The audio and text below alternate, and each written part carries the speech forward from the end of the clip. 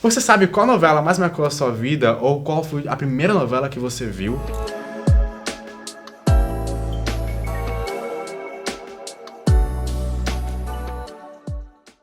Essa pode ser uma pergunta um pouco difícil, porque com tantas produções de diferentes modos, diferentes jeitos, fica um pouco difícil a gente escolher qual que é a novela que a gente mais tem empatia ou qual a gente tem mais memórias. É bem relativo porque cada uma traz um misto de sensações. Pode ser triste, pode ser feliz, pode te lembrar alguma pessoa ou alguma época da sua vida. Não é de hoje que esse tipo de narrativa ela é contada, né? Ela antecede até mesmo a própria televisão. Elas são adaptadas dos folhetins, que faziam parte dos jornais e aumentavam a compra dos jornais. O termo novela vem de novelo, que é aquele tipo de narrativa do continua amanhã. Que literalmente você desenrola com o passar dos dias, você vai acompanhando diariamente. Por isso que ela se torna tão presente no dia a dia das pessoas, no cotidiano. A gente começou a ter esses folhetins que contavam essas histórias. Meados do século XIX já era bem comum esse formato de narrativa, muito popular nos jornais. E não demorou muito para que quando a gente tivesse a rádio, né, a tecnologia da rádio, esse formato de narrativa viesse para esse modelo, né, com produções dos Estados Unidos e cubanas. As produções da rádio, geralmente, elas eram importadas de Cuba.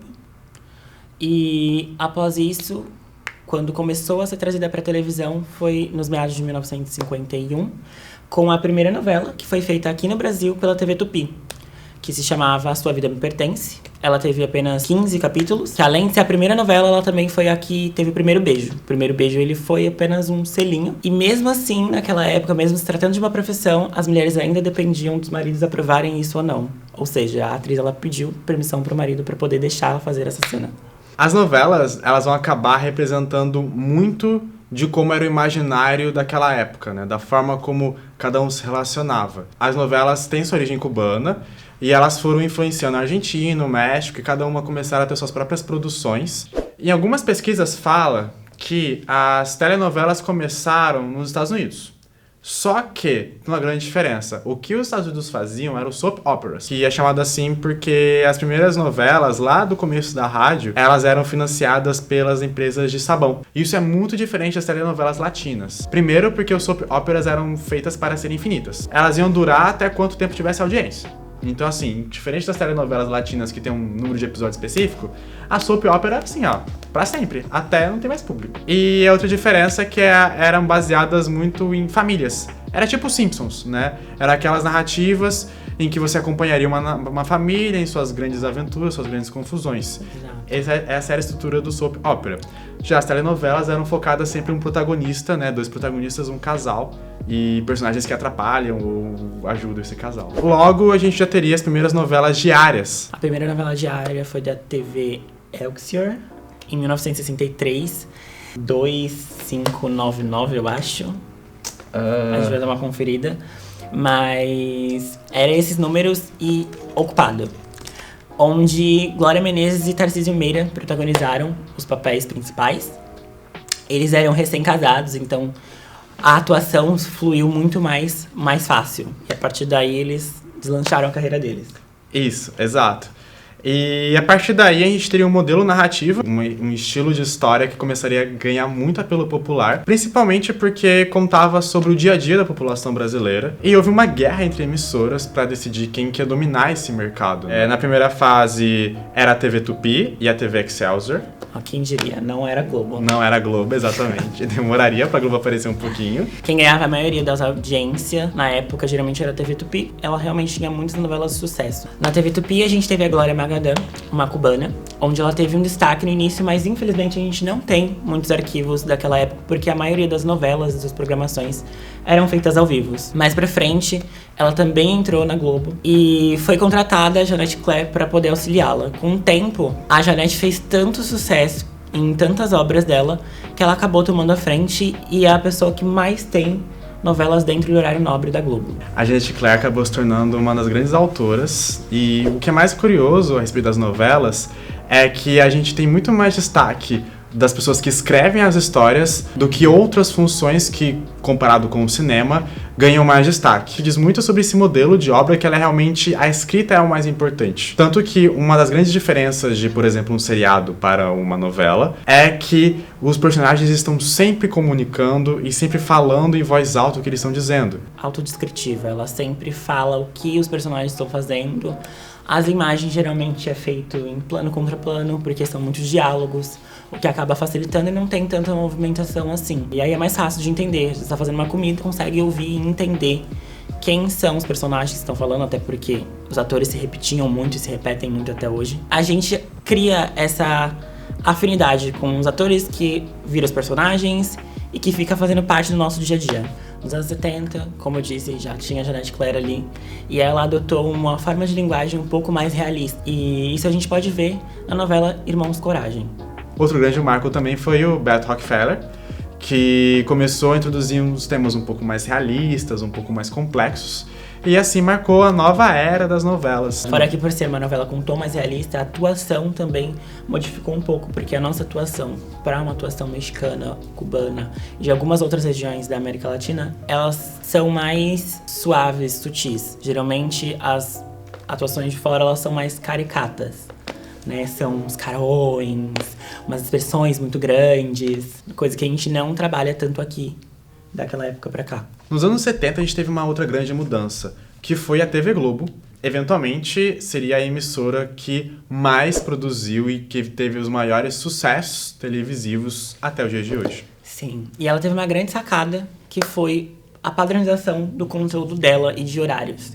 Nós tivemos a criação da faixa das 6. Elas geralmente eram novelas de época. Eras imperiais, anos 60, anos 70... outros meios, assim, uma linguagem um pouco, às vezes até mais infantilizada, porque era um conteúdo um pouco mais tranquilo. Já nas 7, na novela das 7, eram muito feitas comédias românticas. Hoje em dia também tem muita participação musical.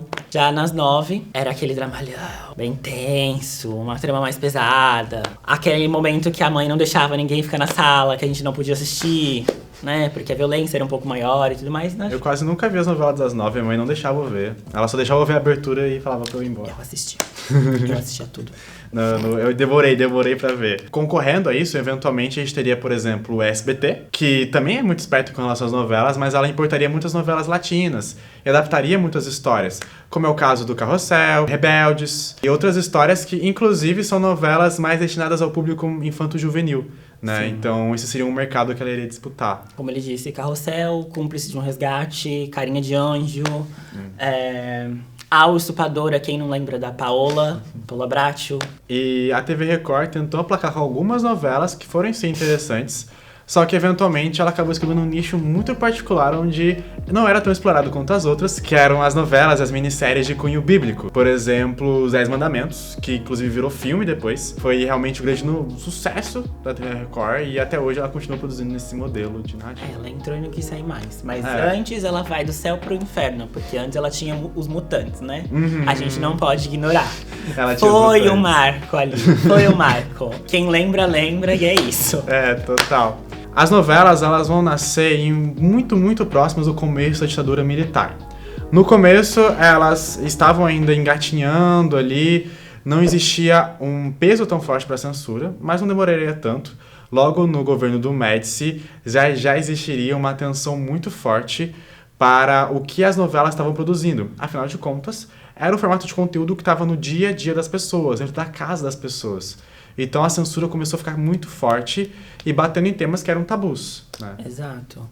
Temas como drogas, sexo, prostituição, desquite, que era a separação na época, e diversos outros temas que hoje em dia pra gente é tão comum, mas naquela época era muito mal visto. Além de ter a questão da ditadura, tinha a questão da religião também, que era muito forte ainda. Só pra gente pegar alguns exemplos, tem até meu notebook aqui pra gente pegar os exemplos. Algumas novelas que passaram pela censura. A gente teve Selva de Pedra, Rock Santeiro, Saramandaia, Ai, essa Amanda pra mim não dá. Eu não consigo entender por que eu censura isso, gente. Porque é um negócio totalmente distópico, é um bagulho totalmente fora da realidade. Escrava Isaura, Baila Comigo, Guerra dos Sexos, Vereda Tropical e muitos outros. É porque, segundo a ditadura, eles não poderiam retratar negativamente o passado do Brasil, né? E aí eles queriam sempre trazer essa, tá ligado? Essa grande história épica e bonitinha que existiu no Brasil. Então, tudo que tornava a imagem do Brasil um pouco pior, eles não gostavam. Eles vetavam, basicamente. Irônico, né? Com a redemocratização, as coisas começaram a mudar. A gente teve 2 novelas que começaram a trazer uns temas ali políticos mais intensos, que foi Vale Tudo e Salvador da Pátria. Vale Tudo, ela falava muito sobre classes sociais e como tinha essa diferença também, muito sobre corrupção. Quem ainda por cima ficou mais conhecida ainda dessa novela foi a própria vilã, que foi a Odete Roitman, que a gente não sabe quem matou ela até hoje, né, senhora Globo?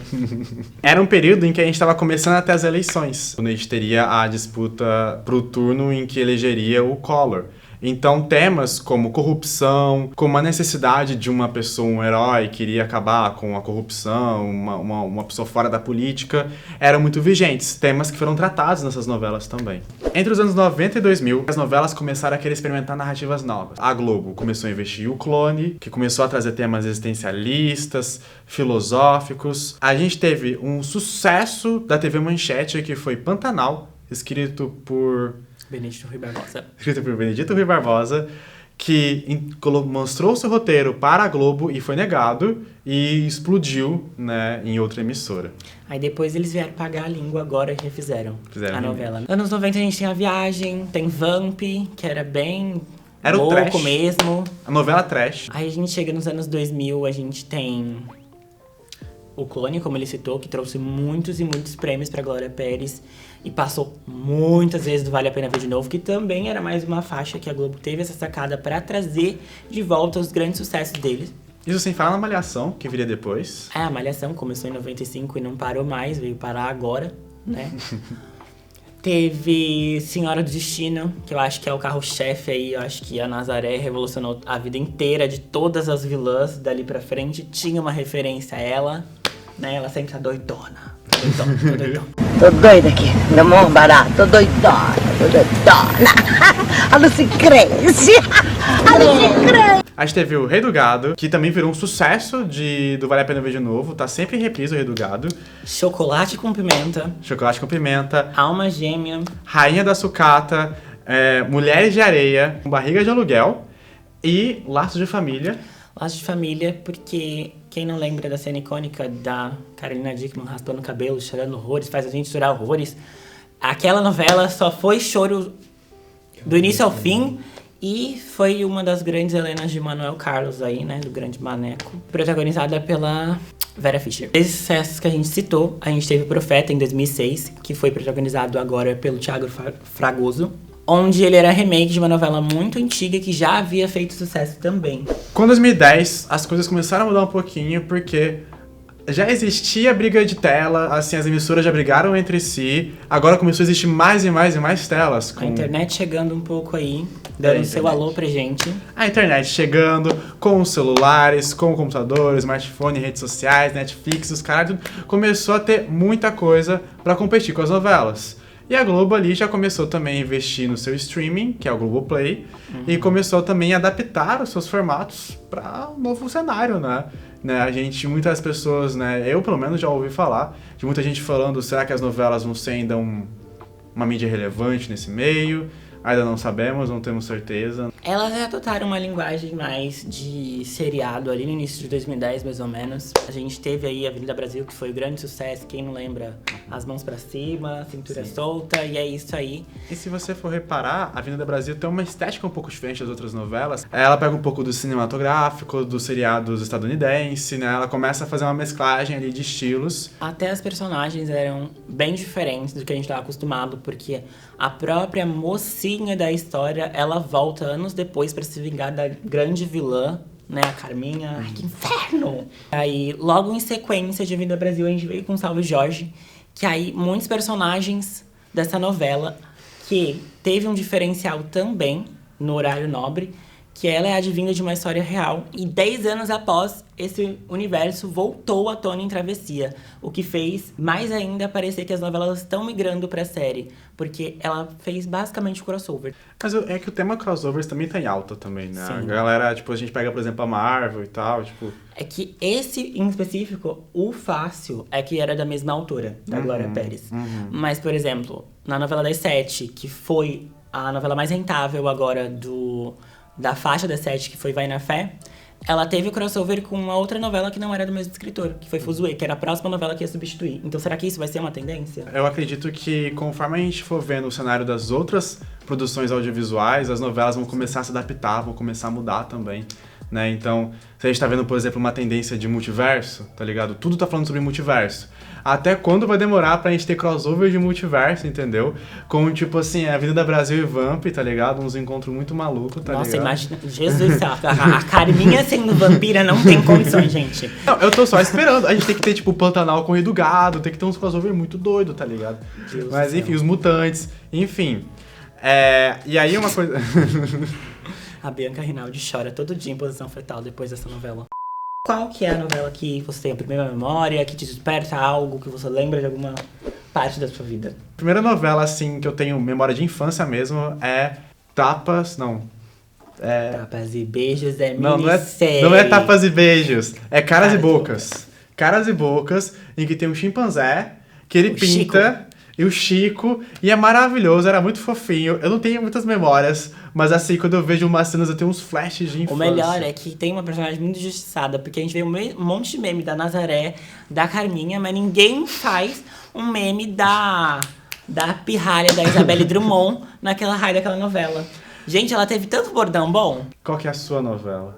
A minha novela, gente, a minha novela foi criado um monstro. O João Emanuel Carneiro criou um monstro a partir dali, porque eu não parei de assistir, eu comecei a assistir novela enlouquecidamente até hoje. E foi Cobras e Lagartos. Onde eu me apaixonei pela Carolina Dickmann, não tem como. A Leona naquela novela era icônica.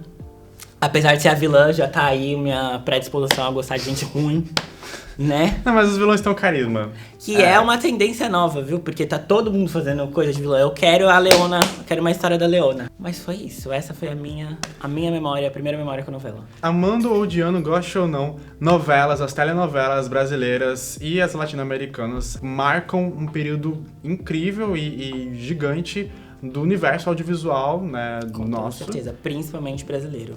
E elas chegaram, elas vão ficar, enquanto eu estiver aqui, eles vão ter alguém lá assistindo novelinha. Eu vou estar lá caquético, mas assistindo novelinha. Então, esse é o nosso vídeo sobre as novelas. Espero que você tenha gostado e a gente se vê em breve, eu acho, ou não. Quem sabe um dia. Quem sabe, como diz as novelas também, a gente pode terminar com tipo, Continua no próximo episódio. continua no próximo episódio, ou pode terminar com aquela cara do tipo... Pronto. Deixa eu fazer só o começo, não desliga não. Vou fazer só o começo. Vou fazer só o começo. Igor já passou Ó, 2 começo. minutos. Você sabe qual novela mais marcou a sua vida?